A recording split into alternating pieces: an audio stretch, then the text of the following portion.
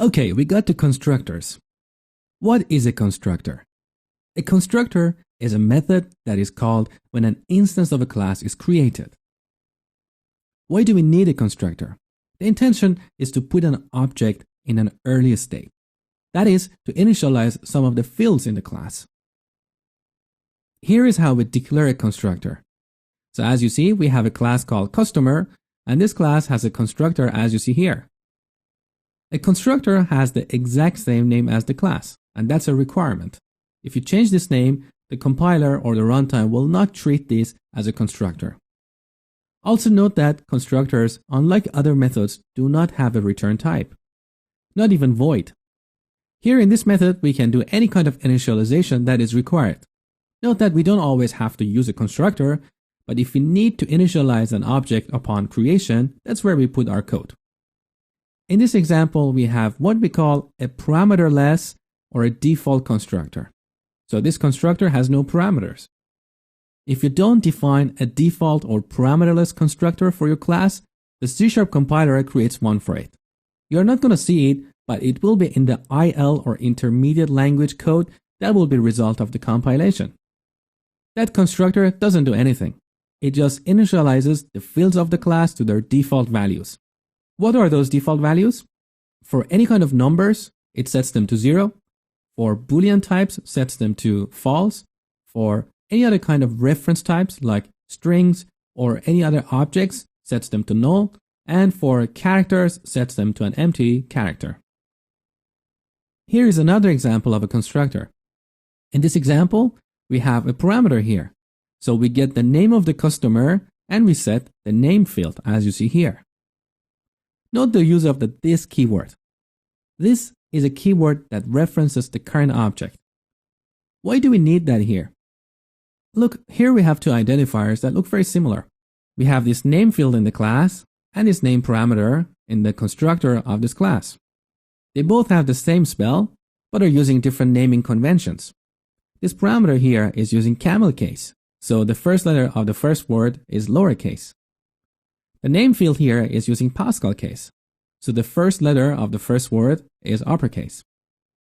It is possible that sometimes we make a mistake, and in the assignment operator here, we put the wrong variable on the wrong side of the equation. In this example, we are passing this name here, and we simply copy that to this name field here. And that's the right way to do it. But imagine what it would look like if it was the other way around. It wouldn't make sense. That's why we use the this keyword here to make sure what we have on the left side of the assignment operator is a member of the class, in this case, the name field here. So what we get from the outside, which is in this case the constructor parameter, will be copied to the name field.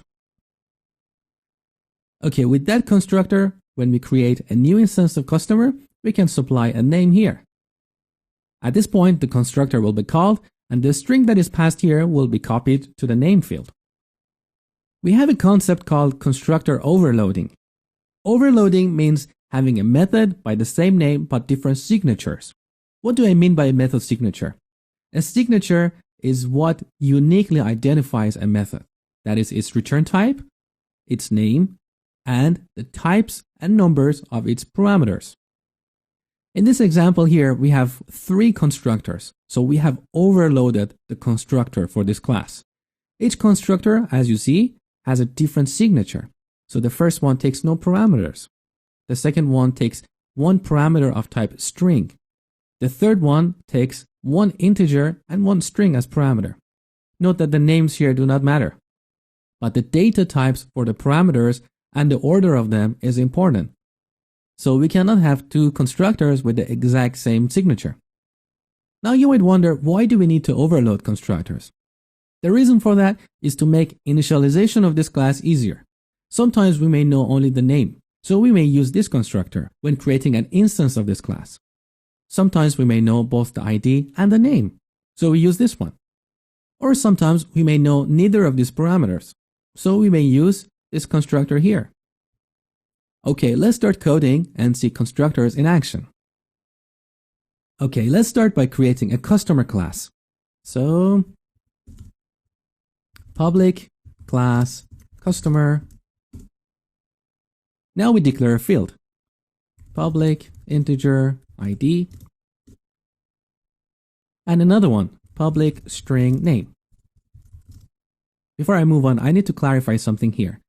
In the real-world applications, we do not declare fields with the public access modifier as you see here. This is just because I want to take things in a step-by-step fashion. When we get to the lecture about properties, you will see a better way to declare fields. For now, let's just keep things simple and learn everything in a step-by-step fashion. Okay, now let's put this customer class in a separate file. Here I'm using ReSharper. If you don't have ReSharper, I highly recommend you to purchase a license for it because it really helps you with your coding. Note that I'm not a ReSharper affiliate and I don't get a penny from promoting their product. I just believe ReSharper takes coding to the next level. It makes it much easier and much faster. Alright, let's put this class in a separate file. So I put the cursor here and note this little icon here. That is used for refactoring. That means changing the structure of the code without changing its functionality. So here I press Alt and Enter, and it pops up this context menu here. The first item says move to another file to match type name. So I just press Enter, and note that now we have a separate file called customer.cs, and this file is added to Solution Explorer. So if I didn't have ReSharper, I had to go here, right click, and then go to Add, and hang on, you don't see that here in the screen. So I put the Solution Explorer to the left side. Okay, so right click, Add, New Item or Class, which would open up this dialog box here, and then here we had to type customer.cs. It's really not a good and fast way, because as a professional programmer, you don't want to switch to mouse while you're coding. You should learn to do everything with keyboard. That's much easier and faster. So let's not worry about creating a new file and use ReSharper from now on. I put this Solution Explorer back to where it was. There you go. All right, now let's go to the program.cs here in the console application and create a new instance of this customer. So customer equals new customer. Or a better way is to use var instead of customer, because note that here we are repeating this customer word twice, and that makes the code slightly cluttered. So we can just use var here and let the compiler figure out that customer is of type customer. So the code looks a little bit cleaner now. All right, now I want to show you the effect of the default constructor that the C# compiler creates for us. Note that here in the customer class, I did not create a constructor. But I told you earlier in the slides that the C# compiler creates one for us. So let's see what happens. Let's display the fields of this customer class on the console. So console.writeLine, customer.id, and console.writeLine, customer.name. Note that the way I typed console.writeLine was via what we call a code snippet, which is much faster. So I didn't type console.writeLine. I just typed CW and pressed tab. This is what we call a code snippet. It's a quick way to write code. There are many code snippets in C#, and I have explored many of them in my course, Double Your Coding Speed, that you can find on Udemy. So let's move on for now. Okay, now let's put a breakpoint here. We can put a breakpoint using F9. And we run the application in the debug mode using F5. Okay, I'm going to put a watch on the customer object here. So customer, let's expand this. Note the default values assigned to these fields here. So ID is an integer, and the default value for the integers or any other kind of numbers is 0. Name is a string, and the default value for strings or any other kind of reference types is null. So this happened by the default constructor that the C# compiler created for this class. Okay, now let's declare a constructor and see how we can initialize this field upon instantiation of a customer. So I stopped the debugger using Shift and F5. We go to the customer class. To do that, I simply press Ctrl and Tab. Look, we got the open windows here in Visual Studio. I didn't have to go and grab my mouse, go to Solution Explorer and double click Customer. All right, now here, let's declare a constructor. To declare a constructor, there are two ways. The slow way is to type public and the name of the class and the curly braces. What is the fast way? You type ctor, as in short for constructor, and note the icon for the code snippet here. So that's a code snippet. Here we can press the tab. There you go. We got the constructor.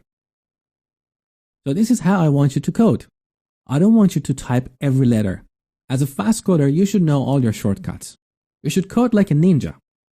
Okay, now let's give a parameter to this constructor. So I go here, and let's say integer ID. And here we need to copy that to our ID field. So I type in this dot. Note here are the members of this class. So here's our ID field, equals ID. Now let's overload this constructor. So I'm going to create another one with a different signature. Again, ctor, we got here. Now this time I want to add two parameters, int ID and string name. Okay, now let's initialize them. This.id equals ID, this.name equals name. Now if we go back to our program class, again using Control and Tab, here note that we got a red underline. And that's because the compiler cannot find a default constructor that is parameterless. So we can no longer create a customer object using this constructor because it doesn't exist. So what does this mean? That means because we created two custom constructors, the compiler will no longer create that default or parameterless constructor. So if we still want to have this freedom to create a customer object without supplying any parameters upon instantiation, we need to go back here and create a default or parameterless constructor. So ctor, that's it. In this case, I'm not doing anything here. Back to program. Note that the red underline is gone. But also, when we open the bracket here, note that here we have three overloads for the constructor. One is without any parameters, one takes an integer, and one takes an integer and a string. Let's use the third one. So I set the ID to 1 and the name to John. Now we run the application.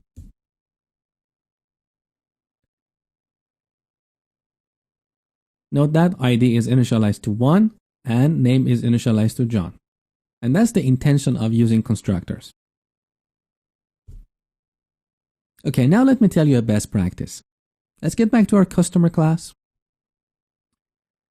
See, in this case, our customer class has only two fields. And we have created different variations of these constructors here for initializing these fields. What if we had 5 other fields here? Would you go and create 7 other kinds of constructors for initializing each of these fields? No, definitely not, because that would create a lot of clutter in the class. We only use constructors in classes in situations where we really want to initialize that object to an early state that is really important for that object to perform. In this simple example we have here, it doesn't really matter whether the customer object has an ID or not. Same goes for name. We can always create a customer back here. Let me remove these two parameters. We can always create a customer object and then set the ID here. It's not the end of the world. John. But there are cases where you really have to initialize an object to an early state. What is an example of that? Let me show you. So I want to create a new class. Let's call it order. Public class order. Let's not worry about the fields in this class for now. So I'm going to put this in a separate file. Put the cursor here. Alt and enter. Enter. Done. Now go back to the customer. In the customer, we want to create a list of orders. So we use the list class. Public list of order, and we call it orders. In case you're not familiar with this list is a generic class that takes a parameter. This is what we call a generic parameter. So it represents a list of objects, and this parameter here specifies the type of those objects. So in this list, we can store objects of type order. Note that this list is declared in the system.collections.generic namespace. And here, because I'm using ReSharper, as I was typing list of order, ReSharper automatically added that using statement on the top. If you're not using ReSharper, you have to manually add this statement. Okay, let's move on. As a rule of thumb and as a best practice, whenever you have a class, like here, and that class has a list of objects of any type, always initialize that list to an empty list. What I mean by that is, in the default constructor here, we go and type orders equals new list of orders. Now you might wonder why. I think the best way to explain it is by showing what would happen if we didn't do this. So let me just comment this out. To do this, with ReSharper, you can press Control and slash. If you are not using ReSharper, Control K, Control C. All right, let's go back to the program. Let's add a new order for this customer. So I'm going to create var order equals new order. Now let's say customer.orders.add this order. If we run the application now, it's going to crash.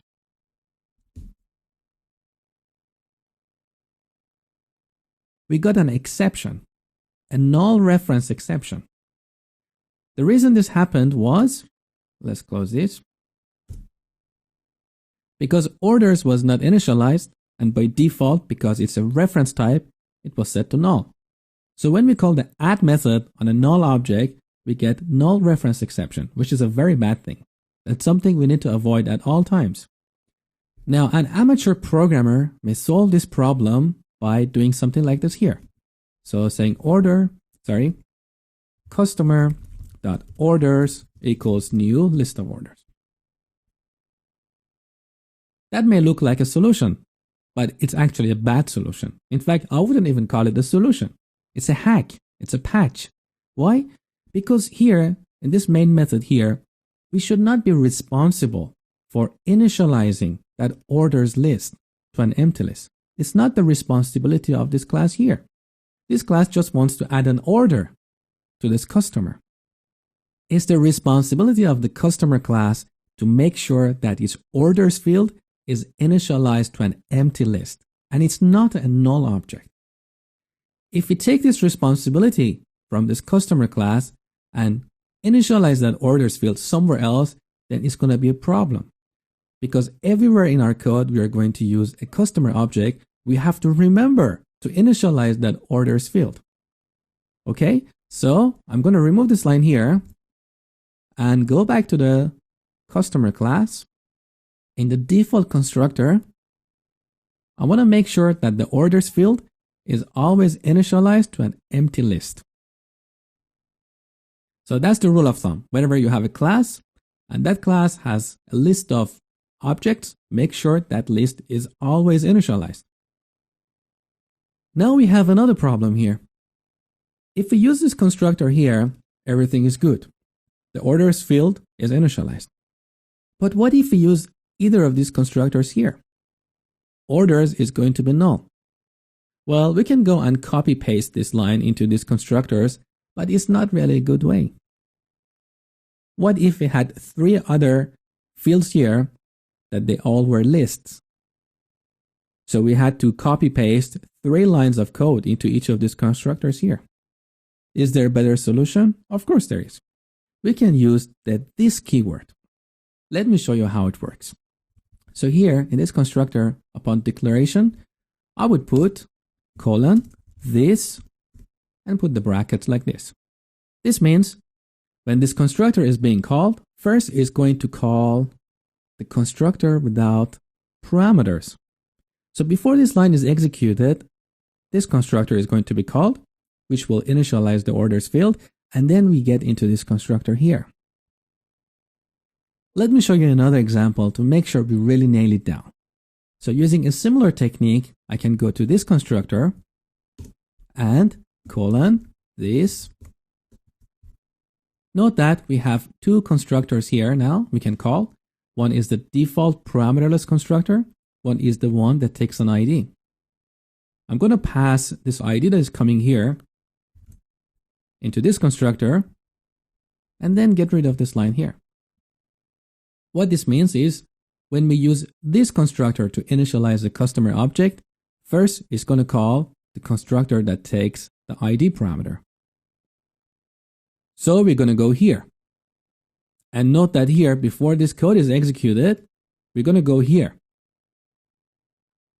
At this point, the orders field will be initialized. Then we get back here, the ID will be initialized, and finally we'll get back here, the name will be initialized. So what I want you to learn here is that we can use the this keyword and specify any of the other constructors we would like to pass the control to. Now here we have a simple example, and it's kind of okay to pass the control from this constructor to this one to this one. But in general, this is not considered a good practice because it makes the control flow a little bit complicated. For example, imagine someone else had written this code and you had to maintain it. You look at this constructor and then you had to look somewhere else and then you had to look somewhere else. It's a little bit ugly. So what I suggest to you is keep the using of this in this way to a minimum and only define a constructor when you really have to initialize some fields of your class. In this example, I explained to you that we really have to initialize this orders field here. So we created a default constructor.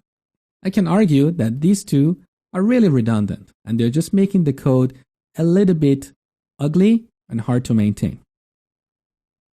So it's okay to remove them, but I'm just going to keep them here because I wanted you to learn a few concepts here.